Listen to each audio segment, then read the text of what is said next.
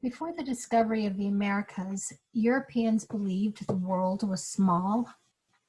Maps of the time period were based on known lands, as well as from travel writers such as Marco Polo, who traveled east and wrote about the people and places he saw. This map includes Western Europe on the left-hand side of the page, and Asia, which is on the right-hand side. So what books and maps did Columbus take with him to aid in his journey? And what did he think that he would see once he arrived at his destination, which was India and later Japan?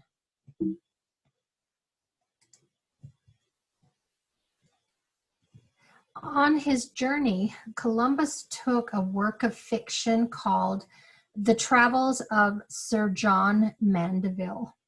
It's a 14th century account of an English knight who traveled through Ethiopia, China, India, and the Holy Land. The book featured monsters such as pygmies with no heads or mouths, such as those that appear on the right-hand side of the page.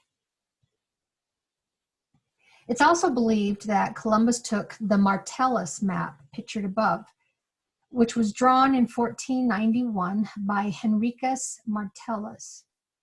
On the upper right-hand side of the map, I don't know if you can see my cursor right there, where the edge is blue, over here. This is where Europeans thought they'd find the island of Japan, which is where Columbus thought he was going. This map shows that Japan is about 1,000 miles from the coast of Asia, the large continent at the center of the map. When Columbus landed in the present-day Bahamas, he thought it was Japan, a mistake in keeping with where the country was located on the Martellus map in the previous slide. The map bears similarities with Waldseemüller's 1507 world map pictured here, which includes Japan on the far right, as in the previous map, and the Bahamas on the far left on this updated map. This is a close-up of the Martellus map. Researchers have used modern technology to begin uncovering what was once illegible text on the map. This text reveals how 15th century Europeans understood the world, which is quite different from our understanding. In addition to the odd shaping of Africa and Asia, the map's legends, and legends are a visual explanation of the symbols used on the map. The legends describe regions of the world and their inhabitants. So the texts that the researchers are now uncovering have these descriptions. For example, one legend notes, quote, "Here are found the Hippopodes. They have a human form, but the feet of horses," end quote. And you can see an image of this at the far right in the middle image. And another piece of text they uncovered says, quote, "Monsters similar to humans whose ears are so large that they can cover their whole body," end quote. And again, there's another image of this at the bottom right. These fantastical creatures can be traced to ancient Greek texts. Therefore, before Columbus sailed, he already had images in his head about what or who he would meet. The New World became an arena for imagining encounters with monsters believed to inhabit the outer edges of the known world. Faced with a new, potentially perilous and fantastic landscape, explorers were inclined to organize their perceptions of what they saw based on popular images captured in mythical narratives, many of which they were already familiar with, such as those written about by Aristotle or Pliny the Elder. This slide includes many images contained in what Europeans called the bestiary. After Columbus wrote about the new places he encountered and word got back to Europe, Europeans who had never traveled to the Americas let their imaginations run wild. Their imaginings were also based on their knowledge of ancient Greek texts. This image depicts cynocephalan, or dog-headed people who were cannibals. And this image comes from 1525, and it represents a visual imagery of what they thought, or who they thought were Indians that Columbus had encountered. This image comes less than a decade later and is used to decorate a map edge. This was a common practice used to fill empty space. These empty map spaces placed imagined images of people known to occupy those parts of the world on the map. So this image sits at the bottom left of the map, which is where the New World sits. Thus, people from this area are placed here. And again, you see another image of what looks to be savagery. Europeans continue to be influenced by Greek writings that depicted monstrosities. And these writings included stories of Amazon women who represented, in the male psyche, a kind of monstrosity. These were women who lived on an island without men, who didn't need men, who were strong enough to battle against men, and who only met with men in order to get pregnant. And if they had male children, they turned these children over to their fathers, or in some depictions of Amazon, they even killed the male children. All of these are traits that made Amazon women monsters in the eyes of Greeks, as well as in the eyes of 14th century Europeans. Aristotle depicted fundamental dualisms that defined monstrosity, with the latter part of each opposition in the dualism representing monstrosity. So these dualisms or oppositions included male-female, self-other, civilized barbarian, natural, unnatural, and active-passive. Male, self, civilized, natural, and active were all considered quote-unquote normal. Female, other, barbarian, unnatural, and passive all had the potential for monstrosity, like Amazon women, who were seen as women who acted like men, who were the other, who were barbarous and active, all of which were seen as unnatural. These dualisms provided a rationale that justified the conquest and enslavement of indigenous and African peoples who were categorized using these dualisms. So this image depicted a kind of monstrosity in its inclusion of horror, meaning it had images of cannibalism. And this inclusion of horrors combined with images of domesticity, which come with the woman sitting near the center. She's nursing her child while tending to another child. And you have this image of horror in the background. And then you see these images of Europeans on the ocean in the background sailing toward this. So this represents some of the dualisms that I was just talking about. Okay, let me get to the next slide. In his book on the human race, Pliny the Elder, who lived in about 23 through 79 CE, he advanced the notion of monstrous races in faraway places. By delegating monstrous races to faraway places, they were excluded from what was familiar or what was considered home. Following Aristotle's example, most of the behavioral anomalies that Pliny attributed to monstrous races concerned eating or sex. Thus, some of the anomalies include cannibalism, or Amazons mating with men only to have female children rather than to form families and to get married. Additionally, Pliny's monstrous races typically displayed unusual physical features, such as hermaphrodites, monopods, dog-headed men, troglodytes, and blemmyes, as well as anthropophagy, whose monstrous characteristic was an unusual sexual appetite or hunger for human flesh.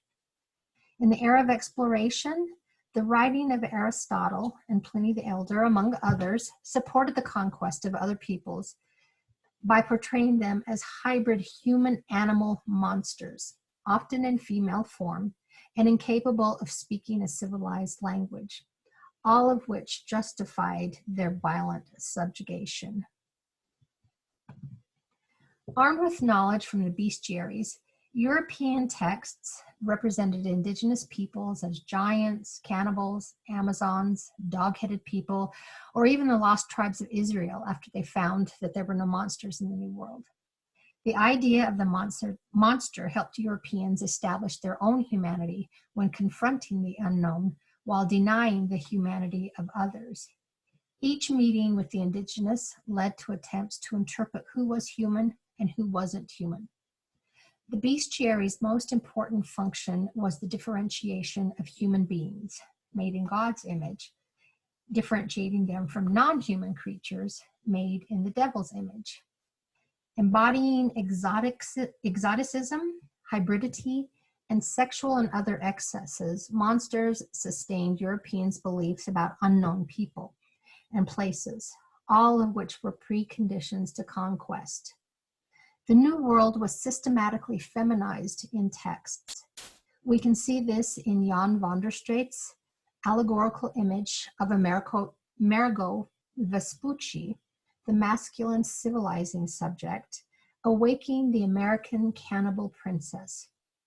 Cannibalism quickly became a motif in descriptions of the first encounters between Europeans and indigenous peoples in the Caribbean and Amazon regions.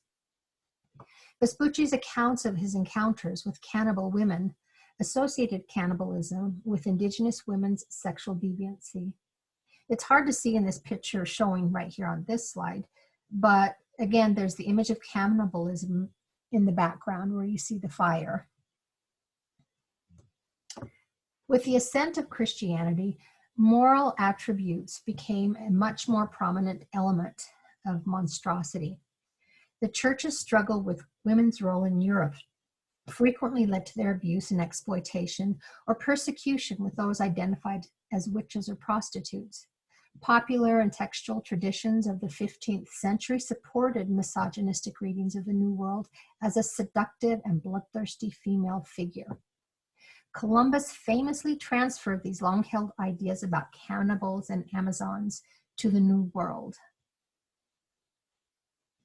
The Amazon presents a multi-layered challenge to social and natural orders. Where European Christian women cloistered themselves and only went out under the supervision and protection of men, Amazon women freely roamed inhospitable and possibly even dangerous territories. Where European Christian women learned the domestic arts and remained modest and virgins until marriage, Amazon women sacked and pillaged and exercised sexual agency.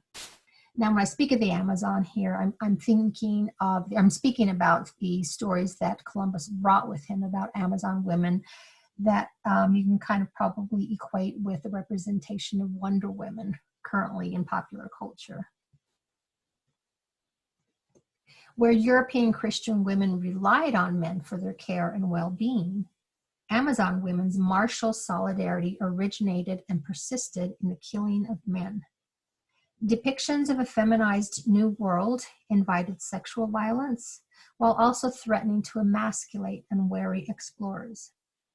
Columbus's diary of his first voyage contained these popular tropes, such as the segregated male and female island and cannibalism.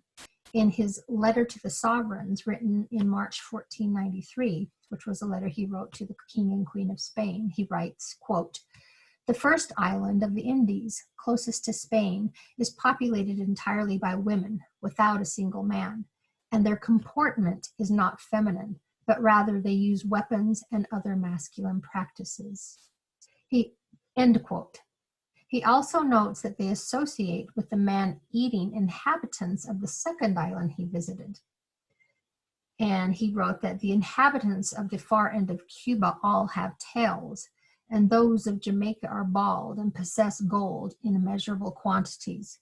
So clearly through Columbus's own writing, we can see that he believed what he had read about from European texts written centuries earlier.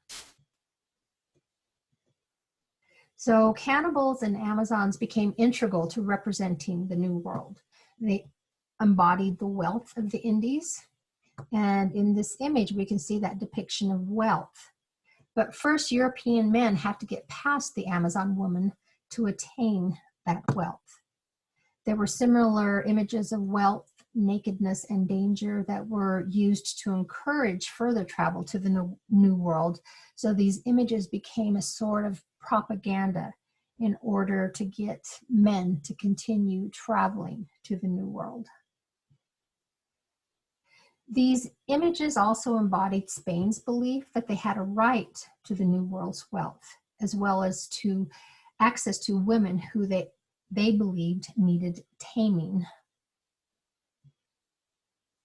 From the 1500s on, the continents, the land itself, was personified as female.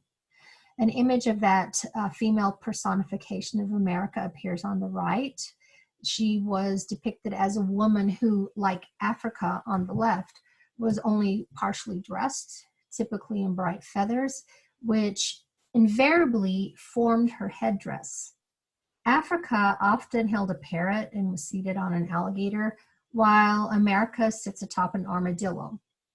America sometimes held a severed head or appeared with scenes of cannibalism or war in the background, as in this image. And in order to show the longevity of this image, I want to end this lecture by sharing more recent images of the Amazon figure, or female personification of the Americas, but one in which men finally tamed. Men in power wanted an image that represented them, United States citizens, rather than representing the indigenous. So to do away with all the images that came before, such as those represented in this slide. So the Amazon was transformed into something named Columbia, who first appeared in 1738. So Columbia is the female version of Columbus, or Christopher Columbus, and she appeared everywhere, from statuaries to magazines to propaganda posters, as I'm showing here. Columbia was tossed around as an alternative name for America before the current name, the United States, was adopted. A lot of people don't know that. It is who the District of Columbia was named after, Washington, D.C. Her image appears on the dome of the U.S. Capitol building in D.C., and this statue, the two images on the left and the one in the middle, is named the Statue of Freedom. So like the Amazon, she's dressed in military garb with a sword in one hand and a shield in the other. However, in these images, she is clothed and no signs of cannibalism exist. In the middle image, she becomes a caretaker for the downtrodden. And in the latter image, which appeared as a World War I poster selling war bonds, she again becomes updated, more than a century later. So she continues to be a martial figure, but one who protects men. So our lecture ends here, and I'll send you back to the module.